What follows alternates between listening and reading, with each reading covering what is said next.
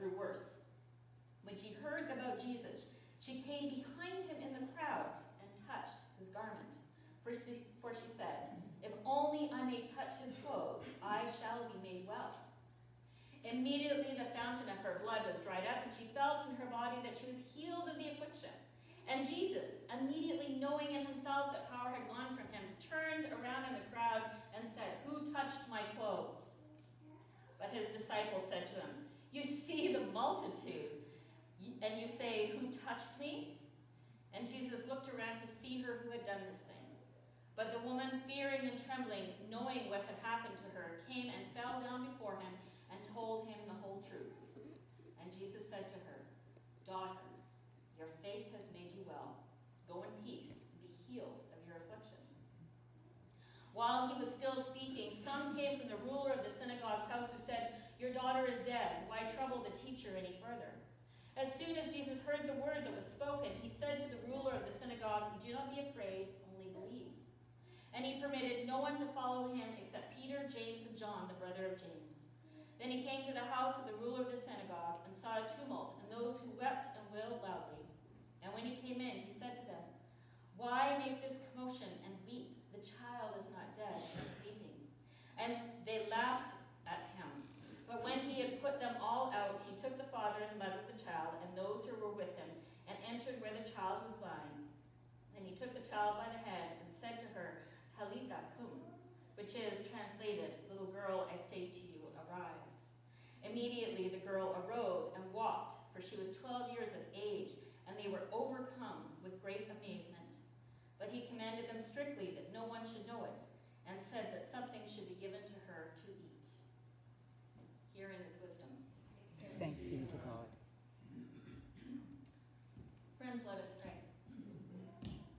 Holy One, may the words of my mouth and the meditations of all of our hearts be acceptable in your sight, O Lord, our rock and our Redeemer. Amen.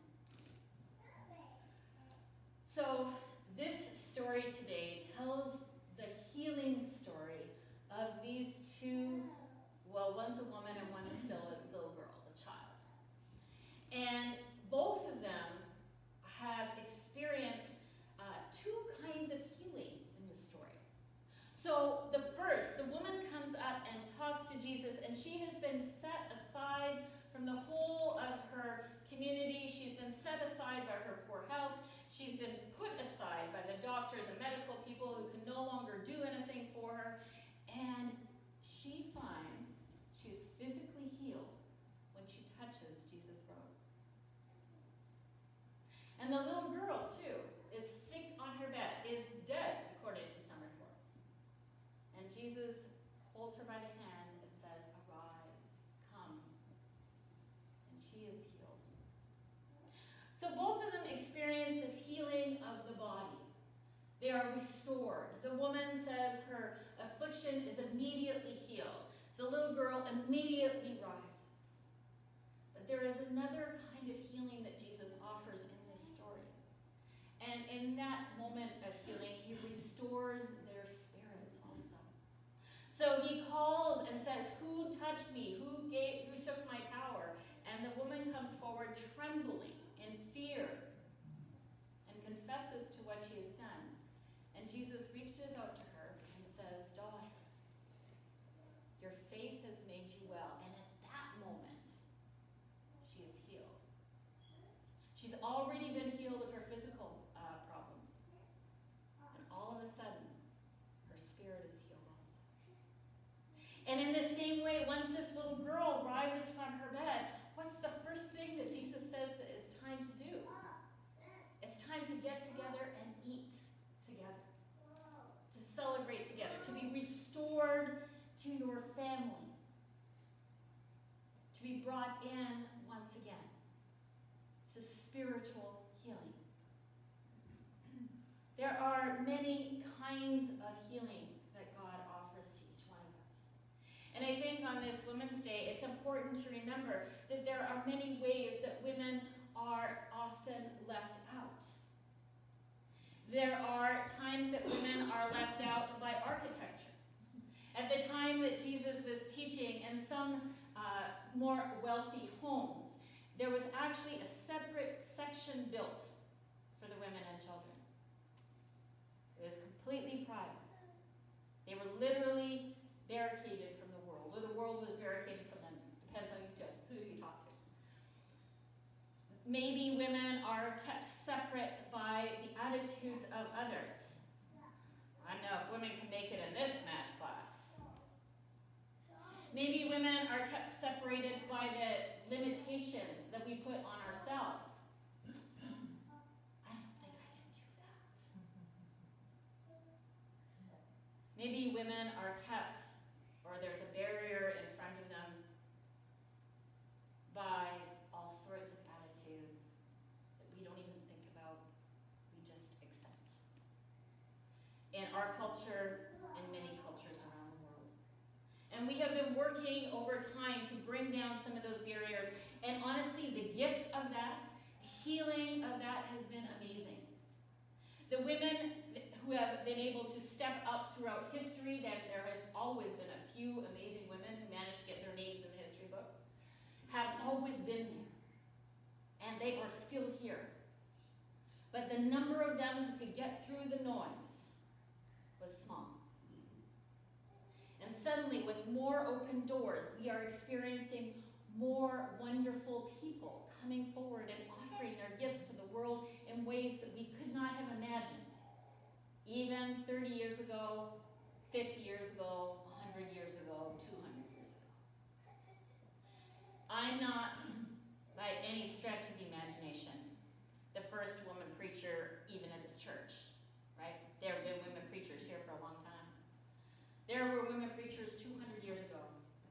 We talked a couple of weeks ago about a woman prophetess in the time of the biblical kings of Israel.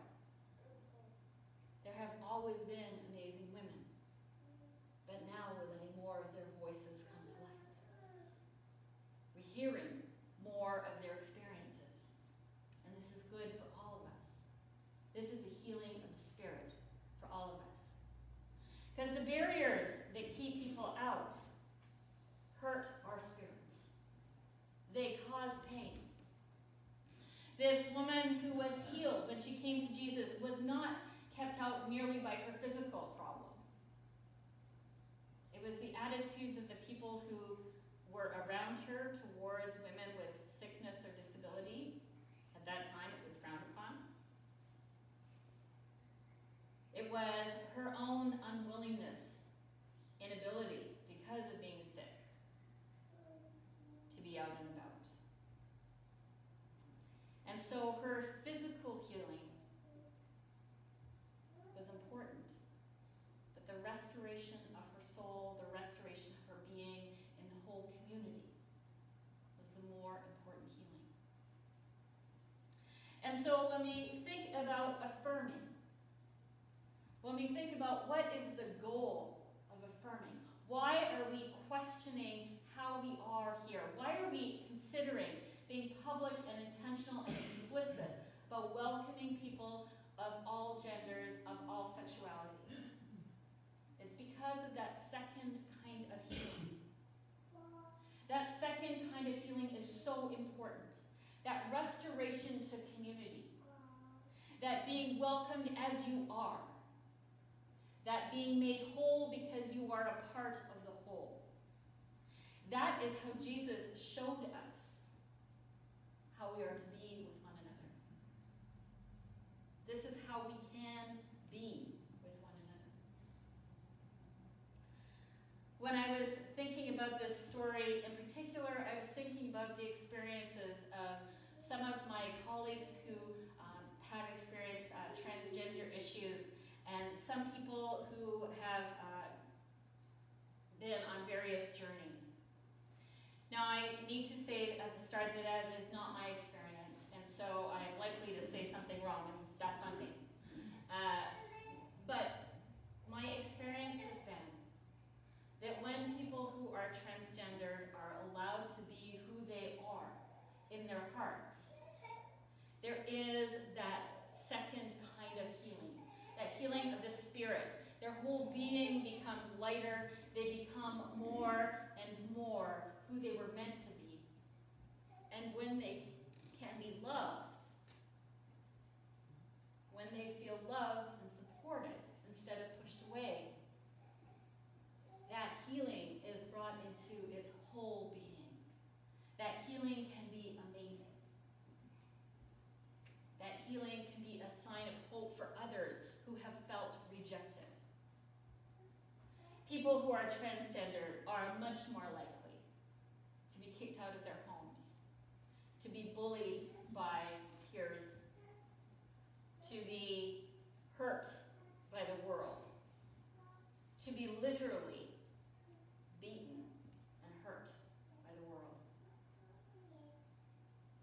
And so when we wonder why a public sign would be important, it's because of that second healing. We're putting up a light that says to every person how they are is perfect. That they are a part of the whole. That they also have been made in the image of God and they are welcome.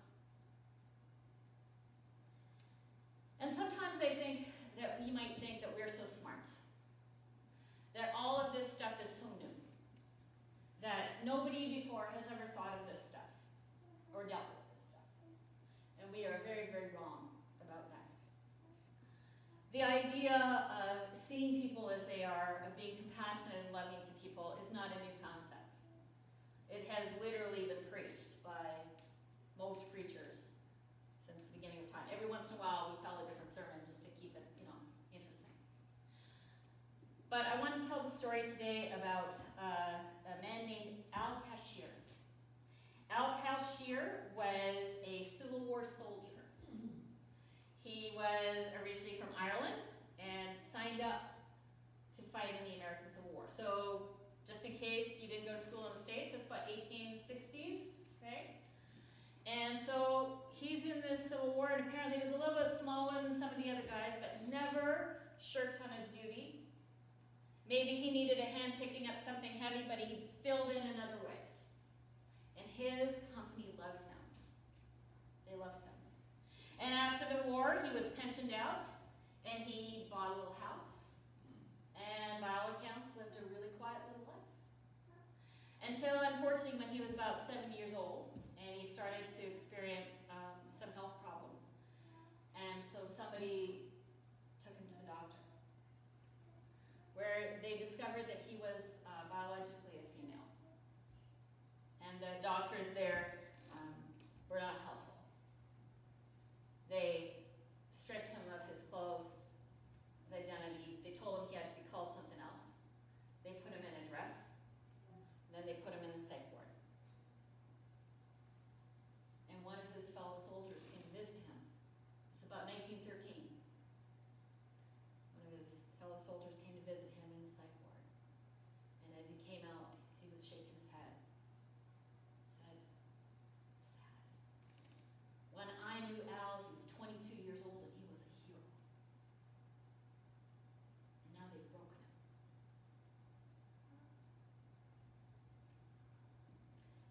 This Civil War soldier, who's never been to any sort of class on how to be nice to people, who hasn't had our experience of civil rights movement, gay pride movement, an affirming sermon at church, knew compassion and knew love. And he knew that Al Cashier, no matter what he was made to look like, was his friend Al. And he saw him and he loved him. This is what we are being asked by Christ to do. We are being asked when somebody reaches out and touches our cloak to offer that second important, vital spiritual healing, that restoration of the soul, the outstretched hand. Daughter, you are healed.